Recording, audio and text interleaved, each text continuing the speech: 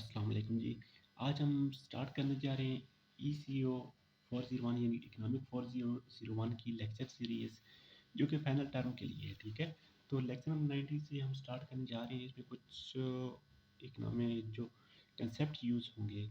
मेरी कोशिश ये होगी कि आपको कंसेप्चुअल थियरी कराऊँ, क्योंकि ब्रिटिश यूनिवर्सिटी में आपका पेपर जो है ना वो कंसेप्चुअल आता है। तो इसलिए मेरी कोशिश होगी कि आपके कंसेप्ट क्लियर करूँ। उन कंसेप्ट को देख के फिर जो भी एमसीक्यूज़ है, शॉर्ट क्वेश्चन है, लॉन्ग क्वेश्चन है, उस हिसाब से आप अपनी पेपर की रिक्वायरमेंट को फुलफ़िल कर सकती है। तो इस पूरी जो सीरीज़ है, इसमें मैं आपको इम्पोर्टेंट पॉइंट के साथ-साथ मेरी कोशिश ये होगी कि आपको सारे कंसेप्ट इसके क्लियर करा सकूँ। तो चलें स्टार्ट करते हैं लेक्चर नंबर 19 को। तो लेक्चर नंबर 19 में हमारे पास टॉपिक क्या है? मार्केट स्ट्रक्चर, जो कि पिछले लेक्चर से कंटिन्यू है। और इसमें हमारे पास है profit maximisation under perfect complements in long run, ठीक है?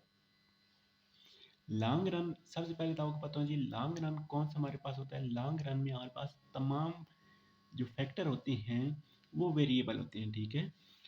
इसके अपोजिट अगर शॉर्ट रन में आ जाता है, तो शॉर्ट रन में हमारे पास जितने भी वेरिए होते हैं उसमें प्रोडक्शन ऑफ फैक्टर वो हमारे पास कांस्टेंट होते हैं, ठीक है? और लॉन्ग रन में हमारे पास तमाम फैक्टर जो है वो वेरिएबल होते हैं, यानी कि कोई भी आपके पास चेंज हो सकता है, ठीक है? तो लॉन्ग रन की एक तो यहाँ तक बात आ गई। नेक्स्ट यहाँ पे एक और लफ्ज़ यूज़ हुआ है परफेक्ट कंपटीशन। तो परफेक्ट कंपटीशन से ये मुराद है कि अगर आपके पास मुख्तलिफ़ किस्म की फैक्ट्रीज़ हैं, मुख्तलिफ़ किस्म की फर्म्स हैं, वो एक ही चीज़ प्रोड्यूस कर रही हैं, ठीक है? और वो आपस में एक दूसरे का कम्प्लीमेंट है। यानी कि अगर एक फैक्ट्री बंद हो जाती है तो लोग दूसरी फैक्ट्री की चीज़ को ख़रीदना स्टार्ट कर देंगे। फॉर एग्ज़ाम्पल अगर आप लें, आपके पास शुगर की बहुत ज़्यादा फैक्ट्रीज़ हैं, ठीक है? तो अगर एक फैक्ट्री आपके पास कीमतें ज़्यादा कर देती है ना, तो लोग दूसरी फैक्ट्री की तरफ चले जाएँगे, ठीक है? यानी कि उन दोनों फैक्ट्री का या जितनी भी फैक्ट्रीज़ हैं, उनका आपस में बहुत ज़्यादा कॉम्पिटिशन है। तो इसको हम कहते हैं परफेक्ट कॉम्पिटिशन, यानी कि अगर एक चीज़ की डिमांड ज़्यादा हो जाती है ना, तो दूसरी जो है वो लोग स्टार्ट करना शुरू कर देंगे। यहाँ पे लिखा है in in the long run all the factor of production are variable. वही बात आ गई कि लॉन्ग रन में तमाम वेरिएबल होते हैं, इसलिए कह रहे हैं इन long run any of firms can inter और लीव। ये बात आपने याद रखनी है कि लॉन्ग रन में कोई भी फर्म आपके पास इंटर हो सकती है या कोई भी फर्म आपके पास लीव कर सकती है इंडस्ट्री को। यहाँ पे नेक्स्ट लिखा है जी, if the super normal profit in the short run more firms will be attractive to market. तो यहाँ पे बात आ गई सुपर नॉर्मल प्रॉफिट की। तो मैं आपको समझाता चलूँ कि सुपर नॉर्मल प्रॉफिट कौन सा होता है, ठीक है? सुपर नॉर्मल प्रॉफिट आपके पास वो प्रॉफिट होता है, फॉर एग्जांपल आपकी एक प्रोडक्ट है, आप उसके ऊपर एक जायज़ मुनाफा ले रहे हैं, तो वो तो आपका है जस्ट प्रॉफिट, ठीक है?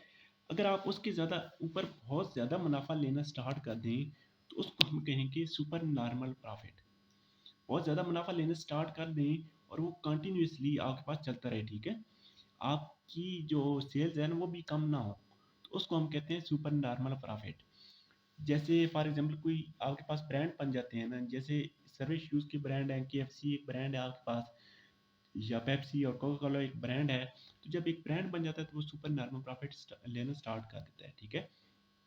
तो वहाँ पे ये बात लिखी हुई है कि लॉन्ग रन में जब आपके पास एक चीज़ में सुपर नॉर्मल प्रॉफिट स्टार्ट हो जाएगा किसी भी चीज़ में, तो बहुत ज़्यादा फर्म्स उसकी तरफ आएँगी, ठीक है?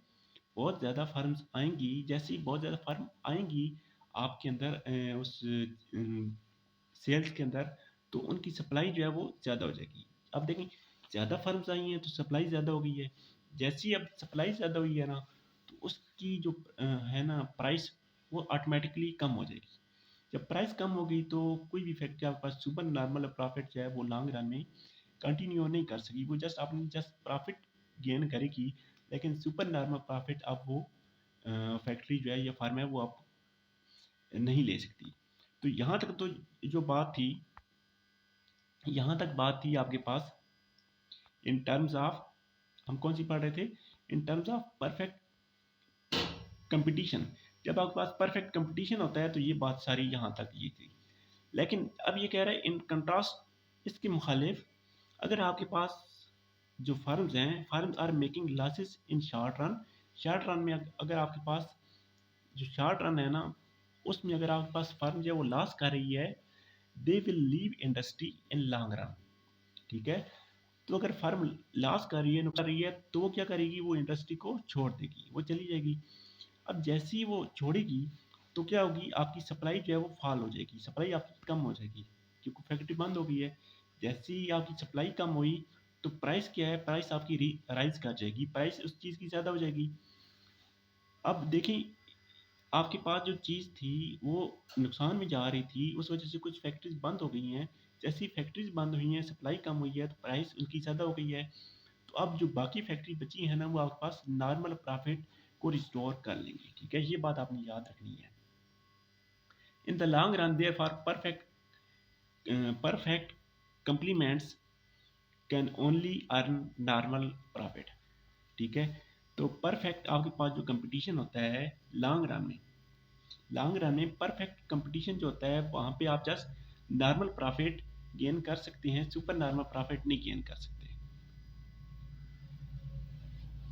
ये एक दफ़ा मैं फिर रिपीट कर देता हूँ कि जब आपके पास लॉन्ग रन, ठीक है, लॉन्ग रन होता है और उसमें आपके पास परफेक्ट कंपटीशन होता है, ठीक है, तो वहाँ पे कोई भी आपके पास जो फर्म होगी वो सुपर नॉर्मल प्रॉफिट गेन नहीं कर सकेगी। ठीक है, तो ये सारा ये चीज़ इसने समझाई है। नेक्स्ट आपके पास टॉपिक है जी एलोकेटिव एफिशिएंसी और प्रोडक्टिव एफिशिएंसी। तो इसने यहाँ पे थोड़ी सी मुश्किल टर्म्स लिखी हैं, मैंने इनको शॉर्ट वे में यहाँ पे लिखा है, वो मैं आपको समझाता हूँ। प्रोडक्टिव एफिशिएंसी आपके पास क्या चीज़ होती है, प्रोडक्टिव प्रोडक्शन एफिशिएंसी आपके पास होती है 100% utilisation of raw material to produce goods at minimum cost. ठीक है, कि आपके ज़्यादा से ज़्यादा रिसोर्सेज और ज़्यादा से ज़्यादा रॉ मटेरियल इस्तेमाल करके मिनिमम कॉस्ट के ऊपर अपनी प्रोडक्शन करें, इसको हम कहेंगे प्रोडक्शन एफिशिएंसी। और एलोकेटिव एफिशिएंसी क्या चीज़ होगी, allocative efficiency is the ability to fulfil consumer demand by distributing goods and service professionally. ठीक है, एलोकेटिव एफिशिएंसी आपके पास क्या चीज़ होगी कि कंज्यूमर की डिमांड को आप फुलफिल करें अपनी अशिया और सर्विस को प्रॉफिट में रखते हुए। ठीक है, तो ये इसके कंसेप्ट हैं बेसिक। तो इसको मज़ीद इसमें दो तीन चीज़ें आपने याद रखनी हैं। जब आपके पास एलोकेटिव एफिशिएंसी होगी ना, एलोकेटिव एफिशिएंसी कब होती है, जब आप ज़्यादा से ज़्यादा चीज़ें प्रोड्यूस करते हैं। ठीक है, तो मतलब मार्जिनल आपका जो रेट है वो आपके पास मार्जिनल कास्ट के इक्वल आ जाता है। ठीक है, और मार्जिनल रेट आपके पास एवरेज रेट में होता है लॉन्ग रन में, परफेक्ट कंपटीशन में। तो यहाँ पे आपके पास इन दोनों से हम लिख सकते हैं कि आपका जो प्राइस है ना, प्राइस आपके पास मार्जिनल कास्ट के इक्वल आ जाएगी। तो एलोकेटिव एफिशिएंसी के लिए आपने ये याद रखना है कि आपकी प्राइस जो है वो मार्जिनल कास्ट के इक्वल होगी। अब प्रोडक्टिव एफिशिएंसी क्या होगी, प्रोडक्टिव एफिशिएंसी में ये आपके पास जो प्राइस होगी ना, वो आपके पास एवरेज कास्ट मिनिमम की इक्वल होगी। ठीक है, ये दो चीज़ यहाँ से आपने याद रखनी है। नेक्स्ट यहाँ पे एक और टॉपिक स्टार्ट होने जा रहा है, बहुत इंटरेस्टिंग सा टॉपिक है, मोनोपोली। तो मोनोपोली क्या चीज़ होती है, जब आपके पास किसी भी प्रोडक्शन के लिए आपके पास सिंगल फार्म हो या सिंगल प्रोड्यूसर हो, तो उसको हम कहते हैं मोनोपोली। ठीक है, जैसे मैं आपको एग्जांपल देता हूँ, जब स्टार्ट हुआ था टेलीविज़न ब्रॉडकास्ट, तो जस्ट एक आपके पास पीटीवी ब्रॉडकास्टर था। ठीक है, बाकी कोई भी ब्रॉडकास्टर नहीं था, तो उस वक्त पीटीवी की क्या थी, मोनोपोली थी। ठीक है, कि जस्ट एक ही आपके पास मार्केट में प्रोड्यूसर था। या जब एयरलाइंस का आगाज़ हुआ पाकिस्तान में, तो स्टार्ट में जस्ट पीएए थी पाकिस्तान की अपनी कंपनी, तो उस वक्त पीएए की मोनोपोली थी। नेक्स्ट आपके पास मोनोपोली पावर क्या चीज़ होगी, मोनोपोली आपने याद रखने की, जब आपके पास सिंगल प्रोड्यूसर होगा ना, तो उसको हम कहेंगे ये मोनोपोली है। ठीक है, मोनोपोली पावर क्या चीज़ होगी, monopoly power and price elasticity for demand are inversely related. ये चीज़ आपने याद रखनी है। इसको मैं आपको मैथमेटिकली बताता हूँ कि मोनोपोली और आपके पास जो प्राइस इलास्टिसिटी है ना, इलास्टिसिटी को हम ई से शो करते हैं। ये आपके पास इन्वर्सली प्रोपोर्शनल होगी, आपके पास इन्वर्सली प्रोपोर्शनल होगी मोनोपोली के, ठीक है। कि जैसे ही आपके पास मोनोपोली पावर ज़्यादा होगी ना, तो आपकी जो इलास्टिसिटी है वो कम होगी, ठीक है। आपके पास मोनोपोली अगर कम होगी तो आपके पास मोनोपोली पावर अगर कम होगी तो इलास्टिसिटी आपकी ज़्यादा होगी, ठीक है। ये इसलिए इसको कहते हैं इन्वर्सली प्रोपोर्शनल। यानी कि एक चीज़ मोनोपोली पावर ज़्यादा होगी तो इलास्टिसिटी आपकी कम होगी, इलास्टिसिटी ज़्यादा पावर कम होगी, ठीक है। नेक्स्ट आपके पास है प्रॉफिट मैक्सिमाइजेशन अंडर मोनोपोली। तो मोनोपोली क्या चीज़ होती है, एक ही फर्म होती है आपके पास, ठीक है, तो वही प्रोडक्शन कार्य होती है, तो उसमें प्रॉफिट आप कैसे मैक्सिमाइज कर सकते हैं।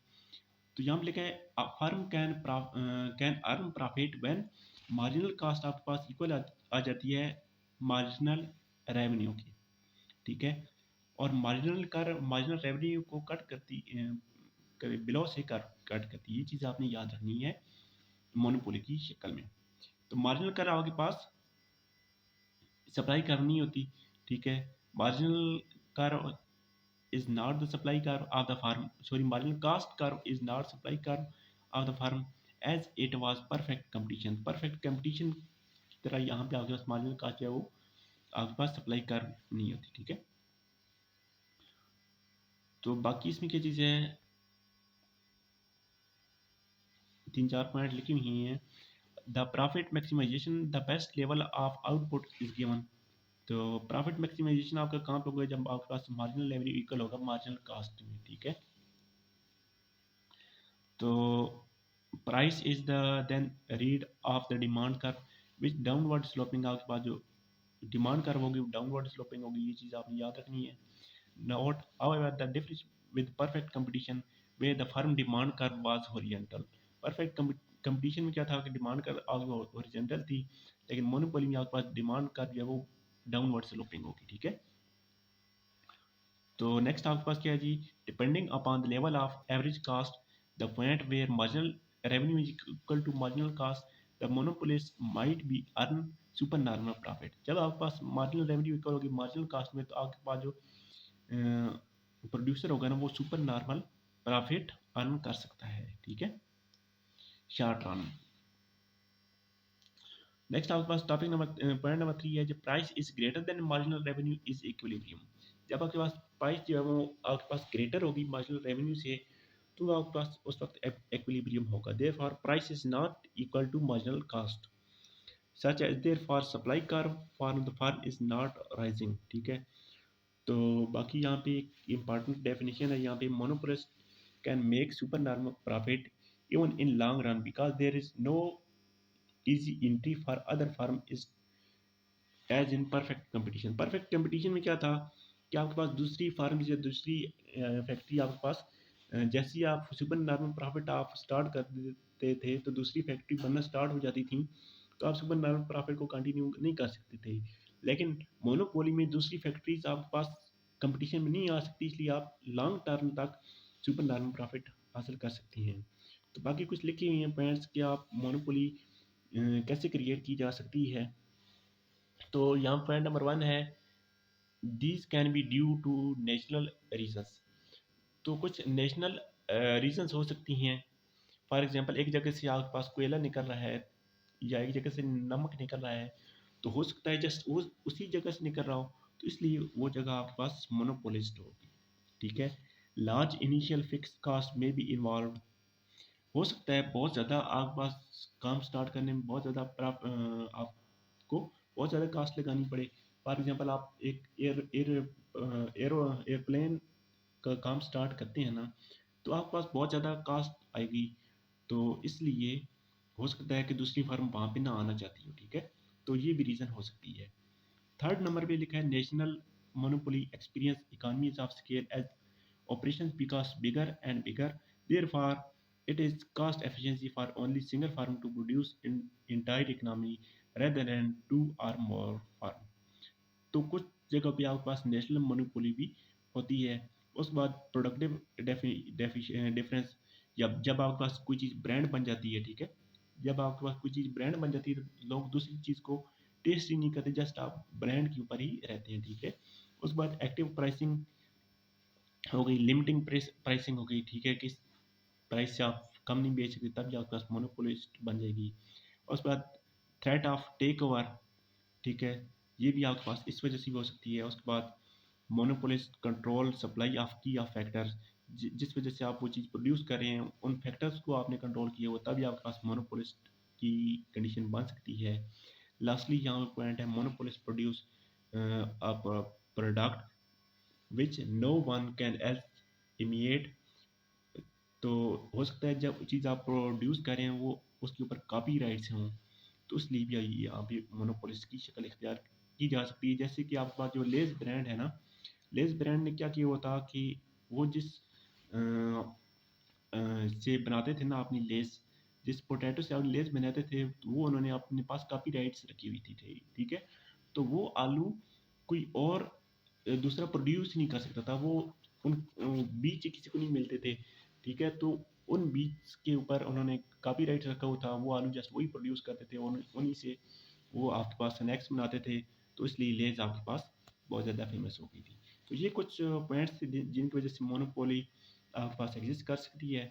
तो अगर लेक्चर आपको अच्छा लगा है तो काइंडली कमेंट सेक्शन में लाजमी बताएं, ताकि नेक्स्ट लेक्चर को भी कंटिन्यू किया जा सके।